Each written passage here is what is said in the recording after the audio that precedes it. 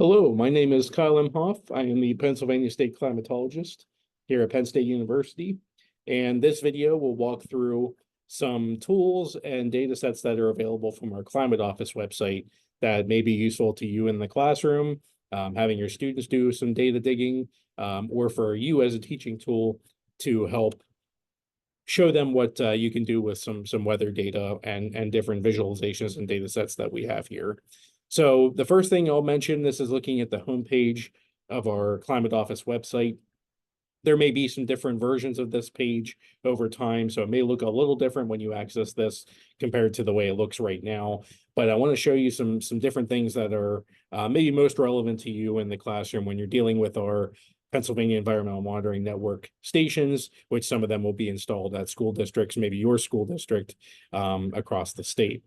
So the first thing I want to show you here is there's two links, one to our PEMN data viewer page that would access the data from the stations that are installed across the state, and the Keystone Mesonet website, which I have a separate video going over that tool. So I'm going to not go over that right now, but check out that video if you want to look at our Keystone Mesonet page. That's kind of a Google Maps perspective of weather data and plotting things spatially across the state and looking at it all at one time. So the first thing I want to show you is the PEMN data viewer. So again, right now there's a link on our homepage to this site. I also do want to show you that under our data tab of our website, there's lots of other pieces of information here, but you can see that there will be an option to view or download the PEMN data viewer. So I'm going to go ahead and click on this link from this page, and you will see the PEMN data viewer page loading. So you can see right now I'm looking at the University Park campus. This is at our Arboretum site on our campus. And the current conditions show up at the top along with the most recent camera image, and you can click on that image itself to make it bigger, and you can see current conditions are listed at the bottom of the image. The most recent data here shows up with the temperature dew point and the conditions as of the time that the information was reported. So if you X out of that, if you scroll down through the page, you can see some charts and graphs that are available for different weather variables. Most of the ones you would expect from a high quality weather site, everything from wind speeds to temperatures, dew points, precipitation, solar radiation and sea level pressure, soil temperature and moisture, which is a nice addition to our network that many other weather stations do not have at 6 different depths across the state. So that's a nice way to visualize those pieces of information there. And then we have a windrows that shows the wind direction and the wind speeds there in windrows format.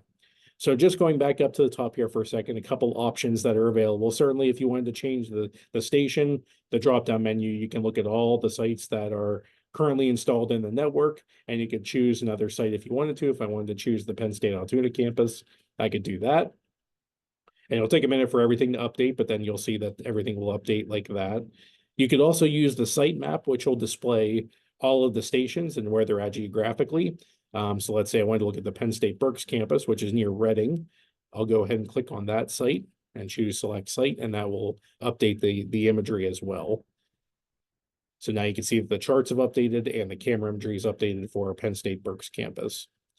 And as you scroll down through the data, the one thing you'll notice is that we're looking at the past 24 hours of data here on the charts. You could change that time window as well to last 3 days or last 7 days.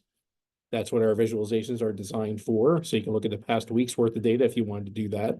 You could also customize the charts themselves. So if you hover your cursor over a variable, that specific variable's graph will highlight, the data will highlight, and the rest of the variables will fade into the background. So the temperature chart looks like that, dew point looks like that, and relative humidity looks like that. If you wanted to turn off any of the variables, you could do that as well. If you wanted to turn off dew point, relative humidity, and just wanted to look at temperatures, you could do that. Same thing down here with wind speeds. If I just wanted to focus on maybe wind gusts and not wind speed or wind direction, I could do that. So these dots are indicating the wind gusts at any given time.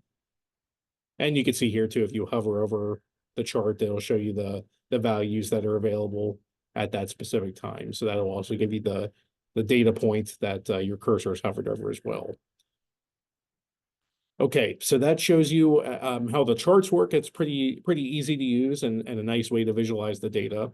If you wanted to download data, there are 2 ways to do that. So up at the top of the screen, You could choose download this data if you wanted to download the data for the time window that you had selected here, whether it was last 24 hours, last 3 days, or last 7 days. You click on download data and it'll provide a CSV file with all of the data that is the backdrop for these charts. So if you want to have students maybe mimic the charts and get look at the data and manipulate the data and chart it or graph it in a different way, you can certainly do that, or just have them compare and contrast what they see on the screen to what is on a spreadsheet in that format. You could do it there. If you wanted to go beyond the last 7 days, down at the bottom of this page, there is a button under the station metadata that explains the basic geographic information, elevation, period of record, how long the station's been around. There's this download historical data from this site button. If you click on that, it'll take you to our full data archive of the site. So the current conditions and the imagery will still pop up, but if you scroll down to the bottom, now you can choose specific dates. You can customize this for whatever date range you want, as long as it's within the start and end date of the station. And then you can choose whatever variables you'd like to download. You can choose select all if you want to download everything, or if you just were interested in air temperature, rainfall, and wind speed, you can just select those variables. And the format is like you see here, YYYYMMDD. So if you were to type in a specific date range, I wanted maybe the month of January 2023, that's how you would do that. You could change your output file type. So if you want it as a web page table, you could do that, or you have the ability to download it as a CSV as well.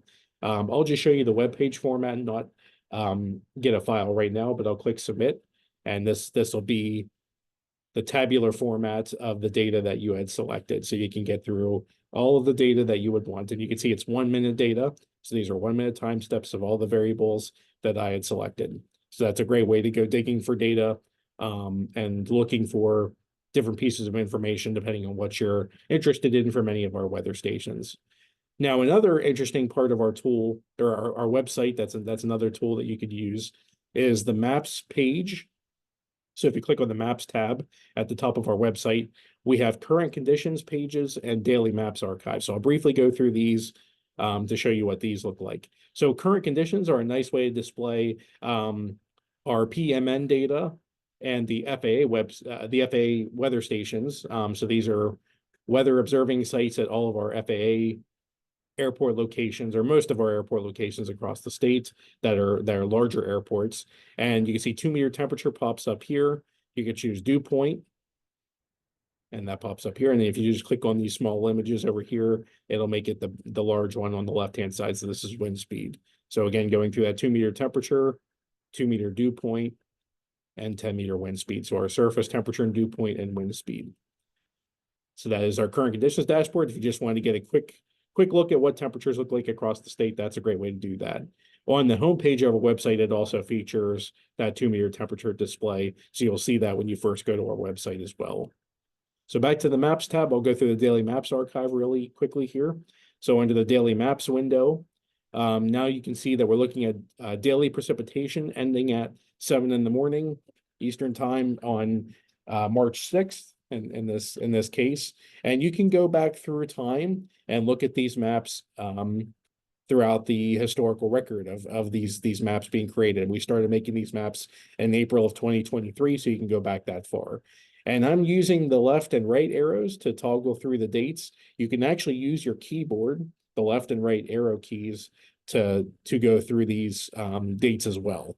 And we're looking at precipitation right now, but we do have high and low temperature and minimum relative humidity. This was actually one of the variables requested by the National Weather Service because it's important for their fire weather operations. So you can select any of these and you'll get the variables that are relevant for that 24-hour period and displayed on a map that looks like this for the entirety of the state of Pennsylvania. So another great way to visualize data spatially and get a 24-hour snapshot of specific variables. Okay, I think that wraps up everything I wanted to go through in this video. So if you have any questions at all, do not hesitate to reach out to me. My email address is kai5024@psu.edu. That's kai5024@psu.edu.